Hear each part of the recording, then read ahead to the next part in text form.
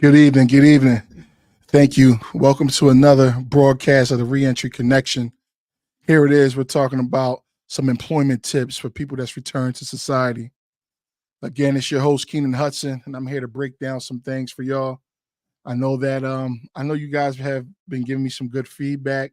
You have definitely been motivating and encouraging. I appreciate everybody, but I had to get on here just to touch on some things, especially about employment. And just to jump right into it, employment is very important for when a person is returned to society.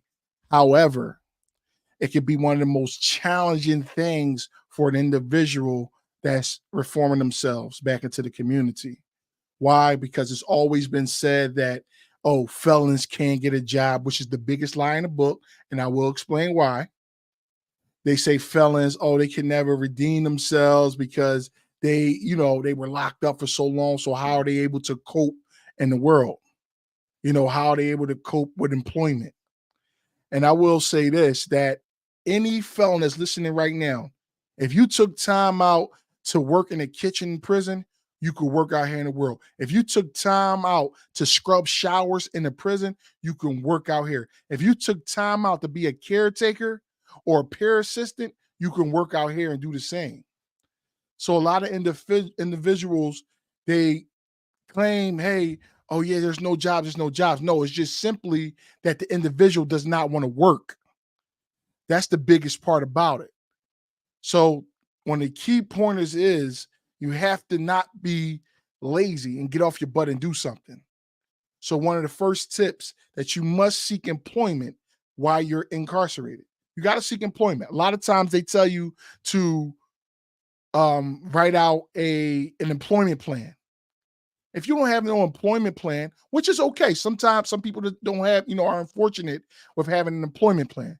Me, when I first came home back in 2016, I had an employment plan. My first job was at a daycare, right? Not saying that everybody can land jobs at a daycare. However, it was a job that was provided. Thank God it was provided. However, I still had to put in work. Okay. So, first pointer, you seek the employment while you're inside. If you can't seek employment, okay, cool. You just wait until you get home. You wait until you get home and you get on your feet, you get into wherever your living quarters are, and then you start job hunting, you start job searching. One of the things I will say is one of my recommendations is to definitely go to a temp agency. Temp agencies will hire you on the spot, may not be the best job in the world. That's what leads me to telling you a little bit of my story. When I first came home, even though my job was at a daycare, I was security, I was a maintenance man, and I kept the building together. I did a lot of things that was, like normal day work, but I had to put the work in. All right.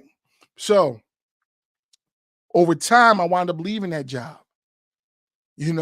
Sometimes you get tired of certain places, especially at that point when I found out that no matter what, even if you weren't a felon, even if you were a felon, there was other jobs for you. Because for the longest time, I had in my mind that, hey, well, since I have a felony, I better stick with whatever job I have. But little did I know that there were other jobs out there for me. So, long story short, I wound up leaving the daycare. Then I started searching for jobs. I started job hunting. I started going a lot of places. I was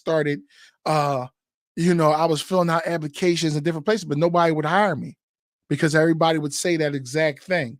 Oh, yeah, nobody's going to hire you because you're a felon. But then eventually I told my godmother one day, I said, listen, you know what? I almost gave up. But I kept pushing. I kept pushing, kept pushing. But what happened was I landed a job at Foreman Mills. I actually still got the keychain. I landed a job at Foreman Mills. Look, you see my name on it and everything. Landed a job, Foreman Mills, right there. Landed a job there, right? Now, when I landed a job there after I left the daycare, it actually put me at like sort of like almost the same wages of where I was at. I was actually at like $8 an hour, which was really, really almost minimum wage. So, but I had to be grateful for that because it was paying the bills. I knew nobody was going to hand me nothing. Nobody was going to give me anything out of their pocket. So I had to say, you know what? I got to make it do what it do. At that time, my rent was like 600. Everything was included. That time, my rent was 600, everything included. And here I was just grinding. I grinded there for a little while. And I actually went in as a seasonal hire, right? Went in as a seasonal hire. I was like one of the best. I was the best worker there, period. There was no ifs, ands, or buts. I was the best worker there during the seasonal hire. So usually during the seasonal hire stage, and it was a back to school time, right? They usually keep whoever the best workers are, the best workers they'll keep. And just so happened, the actual store manager, I hope she's watching right now. I'm not going to mention her name, but the actual store manager said, "Hey, we're going to promote you to a management position within a section of the store." So I was so excited. It was only like a 50-cent raise, but I was so excited because it showed progress, right? So I said, okay, cool, no problem. About 1 week later, I was outside doing something with the clothes and the retail side. I was doing something, and the store manager came to me and said, "Do you have something you want to tell me?" Because now by this time, I was around thousands of dollars. I was around the cash registers. I was around the money machines. I was around so many things. I was even handling keys at time. So now I done built the trust up with the store. So when the actual store manager came to me, she said to me, "Do you have something to tell me?" I said, "What are you talking about?" She said, "I just sent your paperwork to central office to give you the promotion. And they just wrote me back and said, I must let you go as a seasonal hire because you have a felony." I said, "Well, I put all that on my application. Did y'all see that?" They said, "No, we overlooked. We didn't even check. We didn't even see it." So I said, "Wow, well, whose fault is that? And if that's my fault, it can't be my fault because I wrote everything that was asked of me."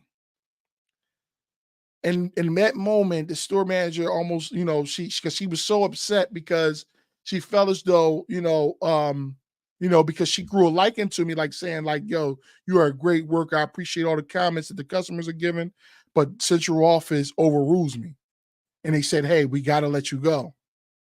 So what happened was I wound up going to a temp agency because I didn't stop there. Now, again, I told you your first point is to seek employment from inside, but the second one is you should go to a temp agency. Again, temp agencies may not give you the job that you want at that moment or at that point. It may be a minimum wage. Actually, I was getting less than what I was getting when I was over there at Foreman Mills, right? So I went there and I grind, but then I started understanding and learning different side hustles. So I went to there was a factory up on Huntington Park. Huntington Park, it was a factory there. And just so happened, I had to work there for about like 8, 9 months because I didn't know, being as though the temp agency gave me the job like that, I had to take it. I couldn't risk, not having a job because I had bills to pay. Right.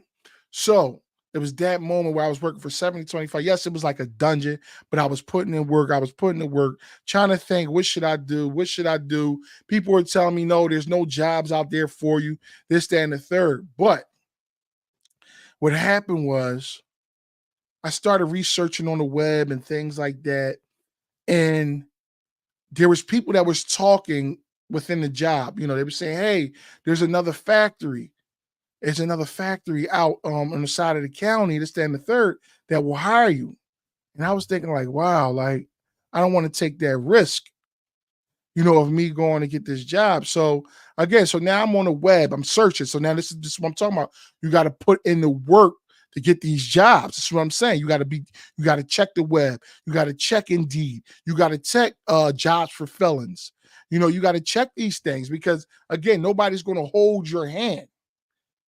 Nobody's going to hold your hand. You have to put in the work. If you want to work, you're going to have to go out there and search. Any job can hire you. Any of them can hire you, but it's up to their discretion if they want to hire you or not. So if you're not going to go in there and you're not going to sell yourself the way you should, you're gonna be without a job. So back to when I was working in the factory, I wound up leaving because I seen that, they wasn't paying me anything. They wasn't doing it, but it was paying the bills. And some people were content with that. But I seen a bigger vision. But by that time, I had started managing that job. I actually bought my first little 99 Chevy Lumina. Then on top of that, um, again, I was still experiencing life. I started my little music business. I was teaching. I was playing in different places. So again, so this just turned into a little passive income. Other residual incomes. So with that being said, I went to another job, and now that's when I seen that, wow. So there are other jobs. I'm talking about there was some faith points in which I had to step out on faith and go to this job because my Chevy Lumina, it was a 99 and it couldn't make it, 30 minutes out, 30 minutes back every day. In fact, during my first interview at that new factory, my car smoked on me. It started smoking. Didn't even know it was overheating. It was overheating and it started smoking. I got up to the Wawa. Somebody told me that, yo, yeah, you might need some antifreeze. I didn't even know what antifreeze was. That's how naive I still was with the world. I had to get some antifreeze. So then I got to the interview and I told him, I said, listen, I'm gonna be the best worker for you. I said, no doubt in my mind, if I'm not the best worker, you can fire me tomorrow. So now, in back of my mind, I'm thinking like, dang, is my car gonna be able to make it up here?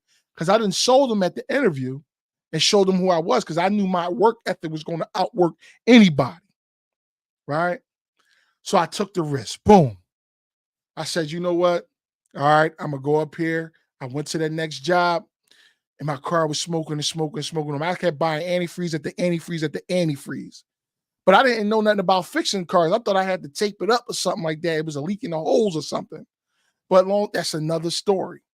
However, when I got up to that job, I made sure I became the best worker there. Period. I know you guys might question what this hat is. Yeah, this from some years ago. See, I can't even fit the vest. But look what all I've accomplished. Captain, operator, machine operator, all different types of machinery that I can operate. Far as machine operations and low boys and reach truck operators and all these things. You had a lot of different things there that rest in peace. It's my good co-worker of mine passed away, Jorge. Look at all this stuff. Captain, team captain. And then after that, I rose in rank. Then it got me a green hat. Now I kept all this stuff to show me this was memorabilia. See, people don't understand. Even though I had this, I got this, like this stuff is memorabilia because this is later on once I step into the field of entrepreneurship. But that's another story. We're talking about employment. I bust my ASS. Work, home, sleep, work, home, sleep, work, home, sleep for years. For years to accomplish stuff like this. Right? So at any given time, I could go to any factory, any place right now, and I know that I can land a job, period. It ain't no ifs, ands, or buts if I had to. Right? So then it land me to a big dog. Now I went from making $7.25 an hour to make, and I don't like to share certain things, but just put it like this, making down there 6 figures a year. Right? So, but again, it came from me being one of the top. I'm talking about putting in so much work, putting in so much pain and effort into what I've done. Because that's just the person I am. I knew that my work ethic will outweigh everybody. I was a beast. Could nobody mess with me. starting that machine operator, working myself up, learning the low boards, learning the different machine codes, learning the different specs, understanding that things are supposed to be done in order. I was always the first one there, and I was always the last one to leave. That's what separated me from everybody. Everybody else looked at it as if it was a check. I looked at it as if it was my duty. Even though I got paid and compensated for after the work I've done, I still took pride in what I've done. I still took pride in what I do, how I conducted myself. I walked with integrity. Now, I'm not saying that I never fell into any types of how can I say it? Because there were times where I ran into trouble with not trouble, but there were learning spurts. We're all going to go through learning spurts when we're learning, especially transitioning from prison, because you're going from a hostile environment to an environment where you're around a lot of different people that are not as hostile. So you're around 30 women that, that are sensitive, but you're used to being around big men, and things like that, where everybody's talking the way they want to talk and, an aggressive manner. You can't do that in certain places out here. You can't do that. No, you can't do that anywhere, because a person will take that as a sign of aggression. You may be running the line. Come on, let's go. Run the line. Let's go. We got to hit the numbers. Everybody else like, oh my God, grande. Está gritando. Oh, he's yelling at me. But no, they're not lying. You are yelling because that's the way it appears. So it's a whole different culture shock. And I'll touch on that on another story, but it's a whole different culture shock when you do go into employment such as, and you become a rank, because now it was sometimes like, again, I've learned because I've never been in an environment such as, to teach me in such ways, that I've never known. Again, we're used to working around a bunch of men. Especially when you're in prison, you're working in the kitchen. Everything is masculine, everything.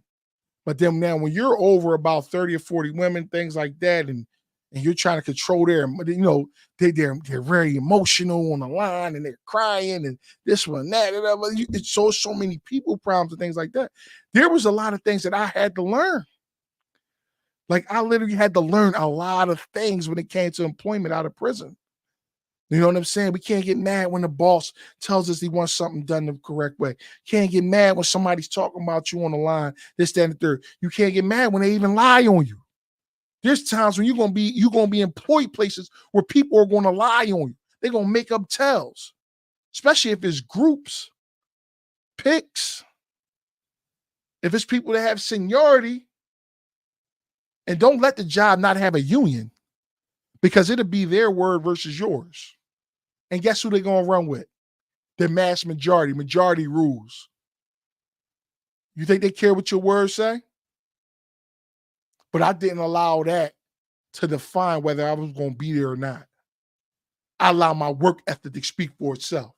So no matter what anybody made up or said or tried to get me in trouble with, whatever the case may have been, guess what? My work ethic outshined all of that. That's how I was able to rise in rank. That's how I was able to rise in rank. You see what I'm saying? A lot of people may say, hey, well, you rose in rank. Yes, I rose in rank. And of course, some jobs can get frustrating over time. It can get frustrating, sometimes, it's a place I tell everybody all the time. There's a season for everything. You know what I mean? There's a time and a place for everything. You may get burnt out with a job over time. You may get burnt out, if things don't work out correctly. So a lot of times people do give up too easily. And that's not a good thing. It's not a good thing to give up so easily. Because if you don't go through the fire, of course you're not going to know what it is to get burnt. Not saying you're getting burnt intentionally, but it's a saying where it says, if you can't run with foot soldiers who wear you down, what are you going to do when the horses come after you? Are you going to be able to keep up with them? Are you going to be able to keep up with the horses if footmen wear you down? So it's one of those things where it was building me up. It was building integrity, is build my character. Because I was in some situations where it was like, wow, I was actually compromising my job, compromising like in ways where it was like that. Why would I do this? You learn a lot of things, about employees, you learn about coworkers, everybody's not your friend. I had to learn the hard way in a lot of ways, but I'm glad I learned that. I think I learned because now I have work ethic. I have a resume. I have things I can build up. I have things that I could bring to the table. I have things that that'll carry me a long way. Even if in any event, if I wanted to go back to a factory or do whatever I wanted to do, it wouldn't phase me because I knew I could get in because of the work I put in. What I can say that in the positions that I was in, I have enough knowledge and experience to express this to them, to let them know, hey, look, this is what it is, and I'm prepared to do X, Y, Z. So again, one of the first tips I was giving you: seek employment while you're inside. Get your home plan, get your employment plan situated while you're inside. If you can't get it, wait until you get out. But the first place I'm telling you to go is to a temp agency. Go to a temp agency. By this time, even in prison, you should already have some type of resume, some type of experience from in prison showing that you didn't waste any time. So you could have had all these things. See, me, I had plumbing, I had computer aided drafting, I had business education. So I had already skills with computers. So I had so many that I could cook. It was so many things that I could do. So again, it's along the lines of, again, you haven't, even if you don't have too much experience, you got to be willing to go in there and show them, listen, I don't have experience, but I'm willing to learn anything you're willing to teach me. That's the mindset you got to have.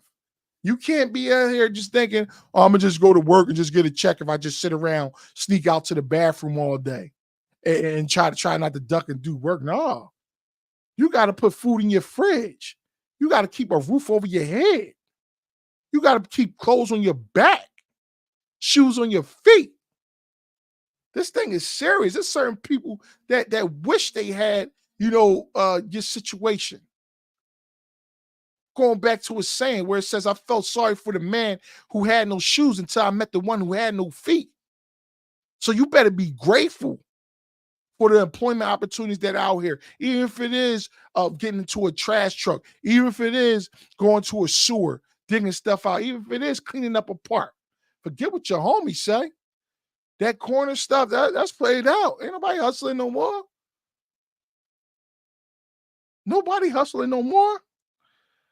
Don't get it twisted. People that's coming home from prison, things like that.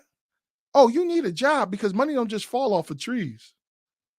So don't let these people fool you on Instagram with these pictures. Yeah, look what I got. It's that and third. Like people try to say, hey, look what you got. This, that, and the third. Well, I'm not saying that I bloat or try to um act like I have something, but everything I have, I can back up. And nor do I get on here and gloat or anything like that. I don't do that because that's not my MO. My MO is to sit here and to give you knowledge, to sit here and to make you aware, to sit here and to inform you of the things that's out here. So I tell people right now, if you have a loved one or somebody that's incarcerated or somebody that's returned to society that's getting back on track, I advise you share this video with them because everybody needs some motivation. You know what I mean? Everybody needs somebody that, especially that been through the experience. I'm telling you from experience. This vest, like you see, is I gained some weight. That's what happens when you start wearing. I ain't gonna lie. When you start working and things like that, you start putting on weight and things like so. It's another story.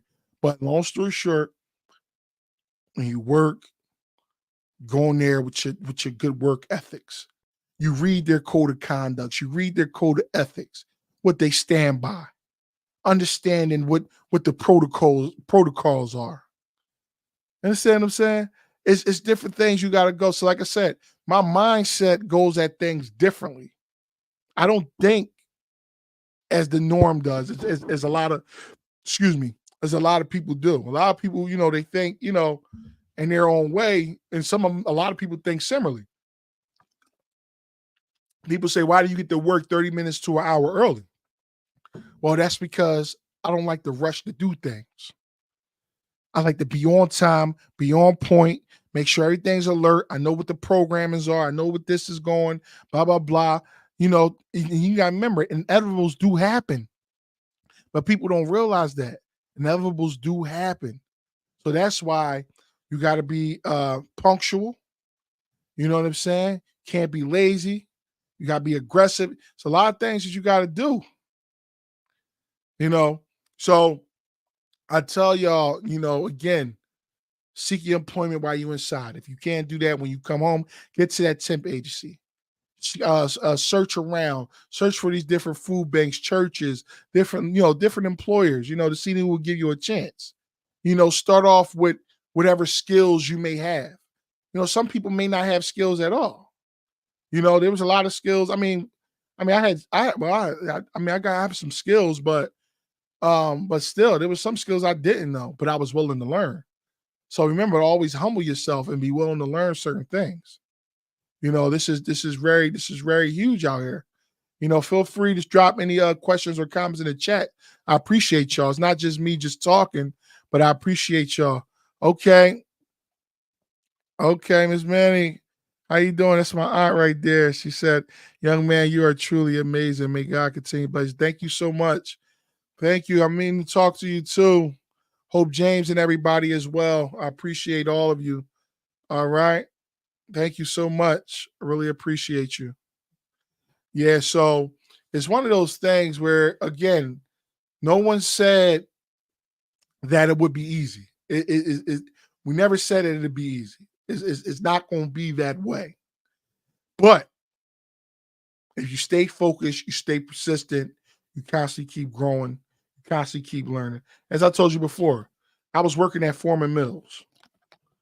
Before, and this was years ago. This was back like 2017, something like that. I still got it, but I keep it as memorabilia. Same thing I say here. It worked me up to this. I started getting all these different tags on. You see all that? See all that? Being able to drive anything. Became one of the top dogs. I told y'all that before. Became a beast. Because I wouldn't allow anybody to outwork me. Became a beast because I knew the odds were stacked against me. Became a beast. Even when people tried to lie on me, I became a beast. Because I knew I had to turn it up. Because wasn't nobody going to give me anything. Yeah, some people have mommy and daddy. I always say that. Some people have mommy and daddy to run to. I don't. That's why I got to grind hard. Some people have a house to run into if they lose this or wherever they're at. I don't. So I got to grind hard. Because nobody's going to give me anything. That's why I stand where I stand on. That's the way I move. Period. But I don't mean to get like that. I don't get like that. I can get like that, but I ain't gonna get like that though. Yeah, I'm saying. But I definitely encourage individuals that that's coming home from prison. Again, search the web, get on jobs for felons, check Indeed, research, go to the local library, go to like CareerLink, fill out your applications, put your stuff in, connect with people, go to different job seminars, because there's places that will give you a chance. Places will give you a chance. And I know, again, everybody's situation is different, especially when it comes to offenses. Like me, okay, I was in prison for third-degree murder with criminal conspiracy attached to it, right? But that still didn't hinder me from getting a job. Now I know some people out there that may have cases that's probably worse off. And I don't want to say worse off because I'm not discouraging you. There's still jobs for individuals whom people try to frown upon, whom people, deem miscreants or set apart because of certain things they've done in their past, but there's still jobs out there for you. So again, I'm here to encourage y'all tonight. Um, again, about the seeking employment, about like I say again, the temp agencies, job searching, getting the web, put that resume together. Don't wait until you come home. That stuff starts way beforehand, doing your pre-parole, doing your pre-release, things like that. That's when that stuff starts. You know what I mean? So you want to be sure to make sure you got a plan. Make sure your plan is ready. Again, you may not be making 100,000 right away, but you could damn sure work up to it. I know I did. But my thing is, even in that wave, what happens is you learn skills. You know, you get knowledgeable of where you're working at. But you gotta apply yourself. You can't be catching a wave with other people. "Oh, yeah, well, they doing this. I want to go over here with them." You got to figure out what works for you and stick to it. You know, one of the things you don't want to do is to be job hopping, going here, going there, trying to figure out how this do. Like anytime you job hop, that means you're unstable. Anytime you job hop, that means you're unstable. You're unstable in all your ways. Anything, you do, anything you're involved in, you're unstable. So again, not gonna hold y'all long. I appreciate everybody tuning in to the Reentry Connect podcast. Again, it's your host Keenan Hudson. I appreciate y'all. I'll be looking for the future of some future guests and everybody coming to tune in as well. But without further ado, I'm gonna get ready to end this feed for those who were viewing, via video, but then also via on the podcast. I hope y'all got a good illustration of the things that I was showing far as the hard hat and keychain forming mills and things like that. But just know, again, this stuff, it really means a lot. I'm gonna definitely put it on here. Hopefully, use it as a thumbnail. But this is where it was at, man. Putting hard work here when other places here, but we got it done. So until next time, y'all. All right, I'm gonna see y'all. Y'all be easy and have a good rest of your day, rest of your night. Peace.